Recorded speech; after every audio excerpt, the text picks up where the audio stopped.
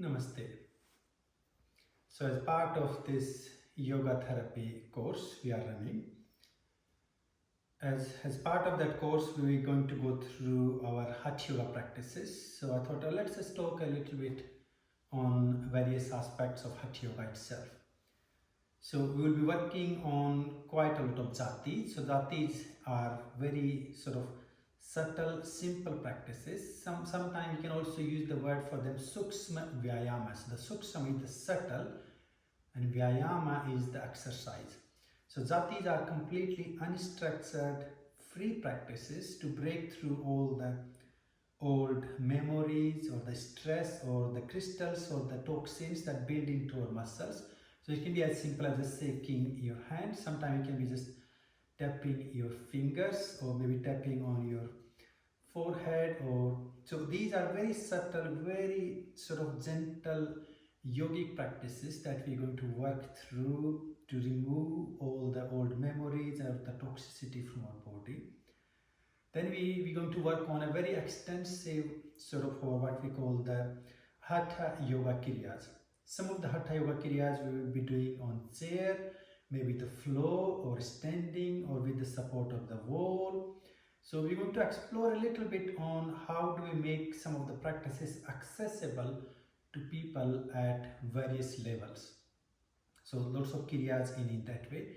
And the Kriyas can really help us to enhance our motor skills, improve our health and well-being of our peripheral nervous system, so that also enhances the well-being and flexibility or awareness of our muscles, ligaments, or nerves, also enhancing our neuroplasticity, so bringing more awareness and connectedness of our right, left, or all different sections of our brain, make you also feel better.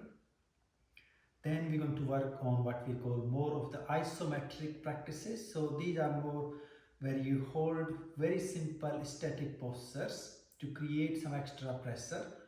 So either some people will be able to do them on their own, and some people we're going to help them or assist them in doing some of these isometric postures or kriyas, prakriyas to enhance the strength, flexibility and endurance of our body.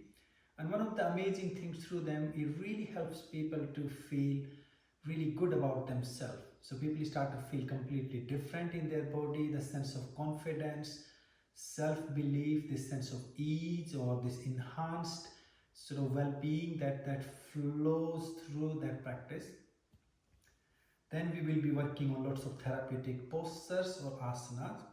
We will try to introduce some cleansing practices as it explains in Hatha Yoga Pradipika. We can't really use them, all of them in a therapeutic practice, especially on the online course. Maybe at some point when we meet, we will go a little bit more through the extended cleansing or the Satkarma practices. But still beyond that, there are so many cleansing practices we use, like the Pavanamukta Kriyas. Some of our sounds, like we have ha, ha, ho, ho, he, ho, ho, ho. So some of them you might have done for like mental and emotional cleanse. We're also going to work on lots of mantra chanting, some mantra chanting like the pranava. We have the a, u, om. Plenty of relaxation techniques, deep relaxation to really heal our body, to bring that sense of comfort or relaxation. We'll be working on what we call the assisted Hatha Yoga, or the modification or manipulation of the postures and muscles. So sometimes you might just feel someone need to help into the posture. So say if I'm really struggling with my shoulder, or I can do a little bit but I can't do any further, then to help having a deeper benefit of isometric stretch, you might just go and help that person a little bit. Sometimes you might just help to open the chest, or maybe if someone can't lift the legs up, you might just help them to slightly lift the legs up to feel the benefit, or just to have the vision, the imagery of the posture or the benefits.